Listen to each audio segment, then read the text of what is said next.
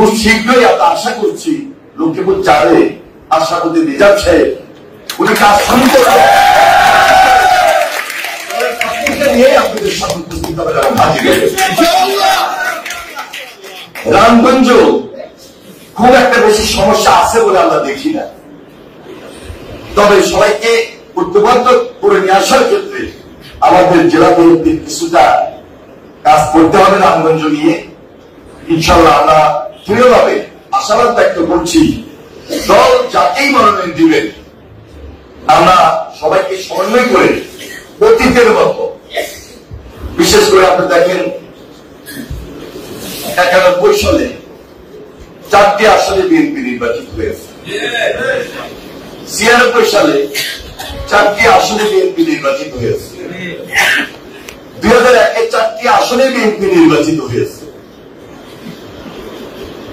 2008-এও এই 4টি আসনে আমরা বিএনপি তার শেষ প্রতীক নিয়ে নির্বাচিত হয়েছে। 2008 এত কিছুর পর অনেক ষড়যন্ত্র ছিল,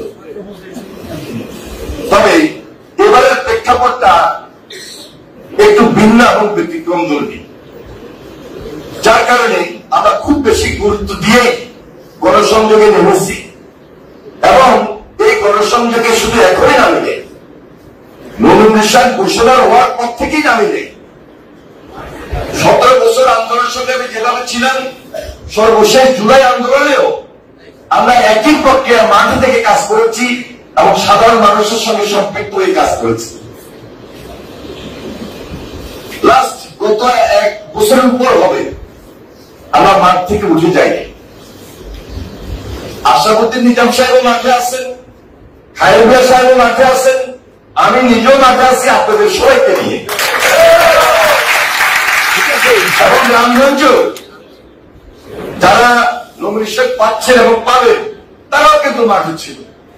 সুতরাং আমি মনে করি আমাদের লক্ষ্মীপুর আমরা সুদৃঢ় ভিত্তির উপর আছি, সুদৃঢ় ঐক্যের মধ্যে দিয়ে আমরা টার্গেটে পৌঁছার জন্য মাঠে ময়দানে আমরা সবাই মিলে একসঙ্গে কাজ করছি। বন্যায় আমার মনে হয় 3 থেকে 4 মাস আগে বন্যা যেটা হয়েছিল, এই বন্যায় আমাদের লক্ষ্মীপুর জেলা ব্যাপকভাবে ক্ষতিগ্রস্ত হয়েছে। এমন কোন পাড়ি নাই, গ্রাম নাই যেখানে আপনারা না গিয়েছেন, আমরা না গিয়েছি। আমরা মেডিকেল ক্যাম্প গঠন করেছি এবং অসচ্ছল পরিবারগুলোর পাশে বেশি দাঁড়ানোর আমরা চেষ্টা করেছি।